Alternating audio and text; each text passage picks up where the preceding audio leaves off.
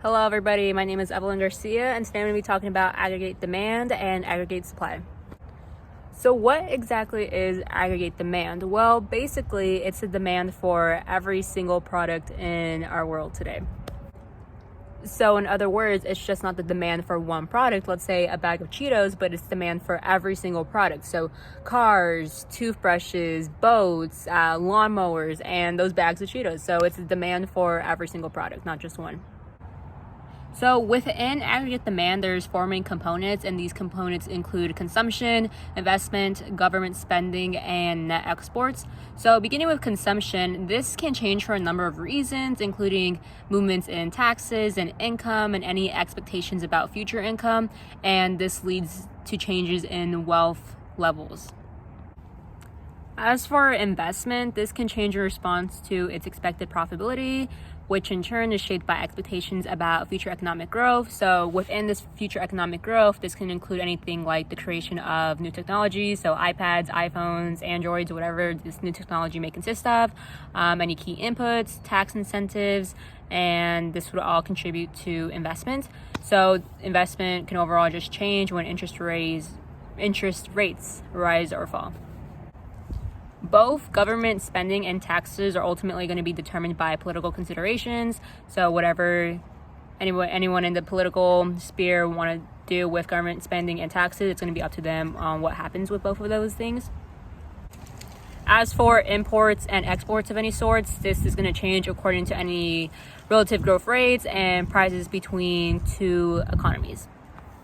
So when it comes to calculating aggregate demand, the equation would be C plus I plus G plus NX. The C would obviously represent consumer spending on any goods and services. I would represent private investment and corporate spending on capital goods. G would represent government spending on public goods and social services. And NX would represent net exports minus imports. So to conclude on the aggregate demand portion, aggregate demand is going to be very helpful when it comes to determining the overall strength of consumers and businesses in the economy. Since it is measured by market values, it only represents total output at a given price level and does not necessarily represent quality or a type of standard of living. But ultimately, it's going to be used to determine how many variables or factors influence demand and to what extent, which can be very beneficial to our economy today. So next, we're going to talk about aggregate supply. So what is aggregate supply? Well, basically it's the total supply of goods and services produced within an economy at a given overall price in a given period.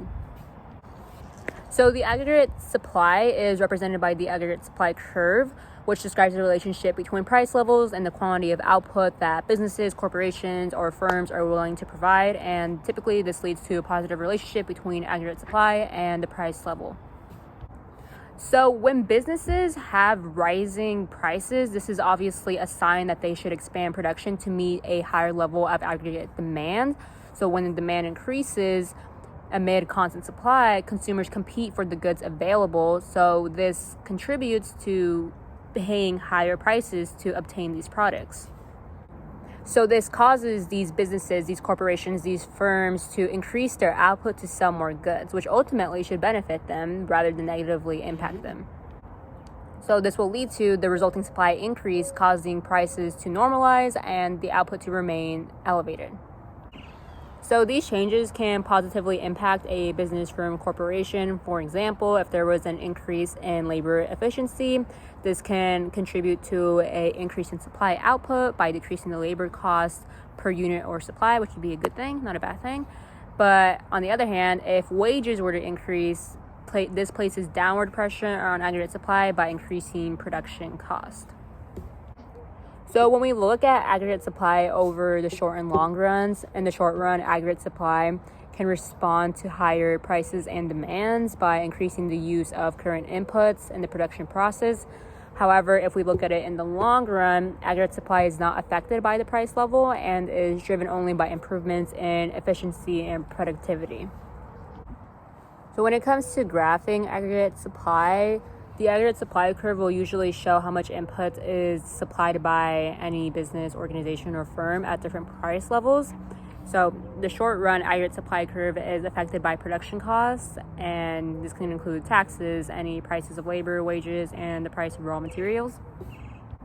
On the other hand, the long aggregate supply curve is affected by events that change the potential output of the economy rather than a business or a firm. The whole thing, the whole shebang. So in other words, changes in short-run aggregate supply cause the price level of any good or service to drop, while the real GDP, as we talked about it in the aggregate demand, will increase rather than decrease. And in the long run, the price can stabilize and the price level of the good or service increase in response to economical changes. So to conclude, aggregate demand and aggregate supply are both extremely important models needed to find a macroeconomic equilibrium that our world needs and needs to sustain in order to continue putting out products that consumers want and allowing consumers to buy them. They're very important and very lucky that we have these models to contribute to sustaining a macroeconomic equilibrium. So yes, I hope you learned something new today about aggregate demand or supply. Thank you very much for watching and enjoy the rest of your day.